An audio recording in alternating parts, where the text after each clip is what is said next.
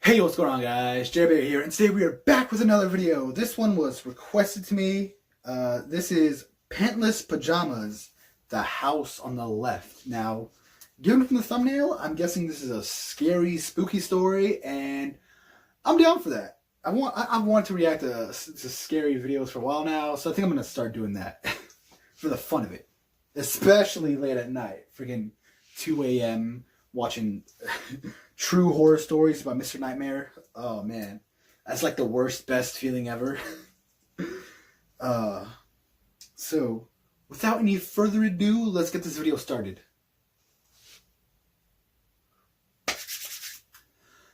In 3, 2, 1, let's react.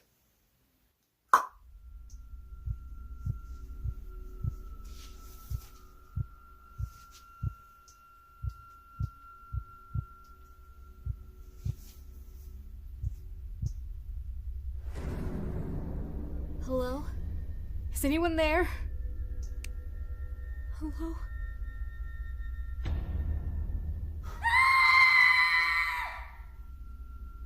DJ, look, we got these awesome Halloween masks.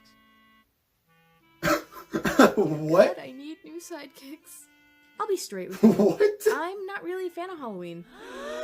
What? Savior offended gasps. I mean, yeah, sure, I'm dressed as a witch, but if I'm being honest, it was all for the sake of that juicy aesthetic.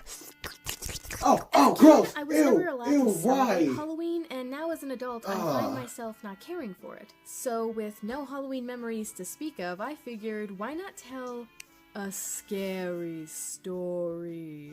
Well, not really scary. This video is just gonna be saturated with visual gags. But a spooky tale fits in well with the theme of Halloween, and yeah, I can't guarantee scares, but I promise to try making it interesting. So without further ado, I present to you the childhood memory and true tale of the house on the left.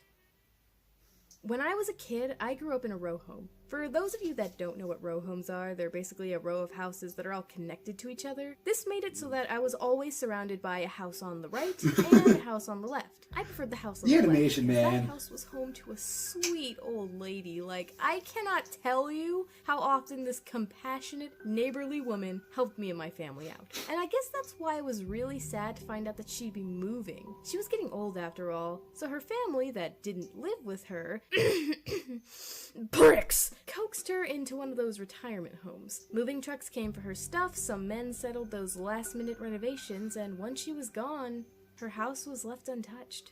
Fast forward a bit, and suddenly I'm hearing we have a new neighbor. And I knew it was true because I'd been catching sounds next door through the walls. Like I said, our houses were connected, so it wasn't too hard to be nosy. I'm not weird. I couldn't hear him speak or make a whole lot of noise, but Tiny knew without a doubt that these were the sounds of a house that was lived in. Wasn't thrilled about our nice old lady being replaced, but I was curious to see what our new neighbor looked like. Oddly enough, however, I never saw them step foot outside of their house. I'd go to school, come home, play on the porch, the backyard, and nothing. Not even on the weekends.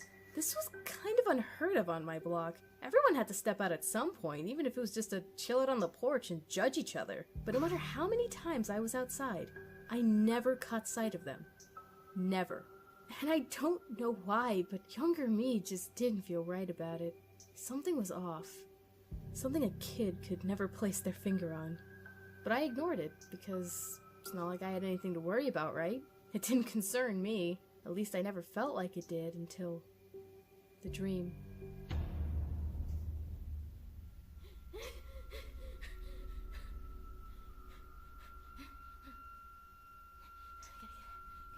I was running in this house I had never been in before. Running from a man that I was too afraid to turn back and catch a glimpse of. I was ducking away in his room.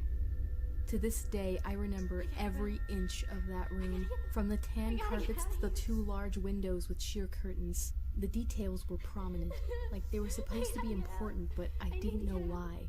I just knew the man was getting closer. I was hiding behind the bed, but all I could see was the shadow coming nearer and nearer. Dude, I could hear him laughing. the background is just... I wanted to Oh my gosh. I had to wake up. This was only a dream. They're closing in so quickly now. Wake up. Wake up. Wake up. And I thought I had. But instead, it was like I was pushed from one home into the next. My home. And instead of opening my eyes and being met with my ceiling, I was met with the shocking sight of me.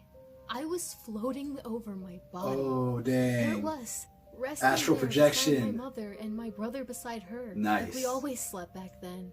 And as I've soon had a few as of I those. acknowledged it, I was being forced back down, straight into my body, until I was sitting up and gasping. Yep. I don't know if it was a clever nightmare or a strange, out-of-body experience. I was just scared, because it all felt so real to a kid like me. But also because I was pushed through that wall that was connected to the house on the left. As if I was inside. From here, the story loses some luster. I didn't go on some adventure to find the truth. I didn't break in to see if my suspicions about the house were true. I did note some sheer curtains on 2 big windows in the front. Windows to the room where it all would have taken place, perhaps, but that wasn't enough proof. And without proof, what good was it being scared? But I was. I was young and dumb and scared. So I did what I always did when I was scared. I avoided it. But I admit, it was hard to ignore it when I'd be sitting there alone by myself and hearing the sounds. It was hard to step outside when I'd pass by and see that porch light come on, knowing that someone was in there who probably didn't want anyone to see him. And it was especially hard to step out into my own backyard when the day came that I felt this sharp rock swish past me, barely missing my head and slamming against the fence with the kind of sound that spoke wonders about its intention of doing damage to the person they threw it at. You know what's funny? Is that I actually blamed my brother for it, because he was with me when it happened, but he genuinely didn't know that a rock had been thrown. So young PJ suspected the man in the house on the left, because after that rock nearly hit me, for the first time I heard that back door slam quickly on a day where there wasn't the slightest draft in the air to take blame. It scared me and my brother to the core. We bolted back inside. That's where you tell your Like mom. I said, the story is lackluster from here. I didn't do anything about the house on the left. What could I do? I just convinced myself with time that there was a logical reason for everything. I stopped going out, spent more time online, and eventually did forget.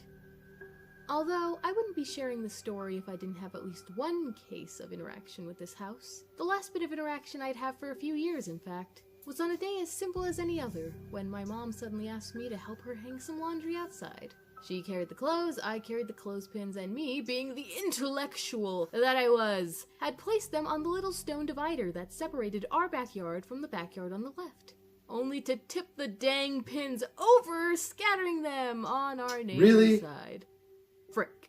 Of course I told my mom, but she simply told me, hop over and get it. This was strange to me because my mom never let us trespass. It was easy, but it could get us in serious trouble. Still, I figured I should do what I was told. I hopped over, collected all the pins, spared a glance at what was once the old lady's beautiful rose garden. Our neighbor really let the poor thing go. It looked like a small jungle. Odd, but whatever. I already had the pins and retreated back beside my mom. I guess that's around the time I decided to open my mouth and strike up some curious conversation, not even knowing what this conversation would soon entail. I'm surprised you let me do that. What do you mean? Telling me to hop over the fence? Remember, you never let us do that as kids because you didn't want the neighbors to catch us. And honestly, whoever lives there would have gotten pretty mad if they saw me. And guys, I will never, ever forget what she said. What do you mean? No one's lived in that house for years. What? But I thought, I don't know what you heard, but the last person to live there was the old lady. Okay. You know, All right. that was probably all just a really weird series of coincidences Okay, and strange all right. events strung together over the years, but as a kid, it was scary as heck, so I figured, hey, let's tell it, add some scary music, make it creepier than it probably realistically was, and boom, you got a classic Halloween tale to tell your family for generations. I'm so sorry that this video was not the quality that it could have been. The audio's not that great, the images aren't that great. What are you talking about? This is I didn't have as amazing! much as I wanted to, but that is the price you pay when you decide that you're going to upload normally and not upload every 2 months. But yeah, big thanks to Papa Saber for voicing my one character character. Usually my boy Aroa does it, but he was sick, so Papa Saber stepped up to the plate. He's great. You should sub to him. He's way better at everything than I am, so yeah, you should just sub to him. Yeah, do the thing, guys. And yeah, these end cards are never going to be perfect. I can't do good end cards. Just don't come to me for good end cards, guys. This is a mess. They're great. But anyway, that's a wrap. This pajama party's over, but don't worry, we'll be back next time. Eat candy that doesn't have razor blades in it. Alright. It did give me the chills at the end. If you guys saw, I was holding myself because chills. My favorite part about it is when she got to the part where she was outside of her body. If most of you don't know, that's astral. I can't say it. I can't say it right. Astral projection. It's an out-of-body experience where basically where your soul leaves your body and could wander around. Now, I've had a few of these. The first time, it was awesome because I felt like Danny Fenton just walking around my house. But it was like boring because, well, it was late. Like freaking, I don't know, like 2, 3 a.m., 4, somewhere around that time. And just walking around your house, it was boring. And after like a couple minutes of that, I just woke up in my body again. The second time it happened scared the ever-living frick out of me. It's just... The second time it happened, I noticed, oh, cool, this is happening again. What if I explore my freaking street outside? Terrible idea.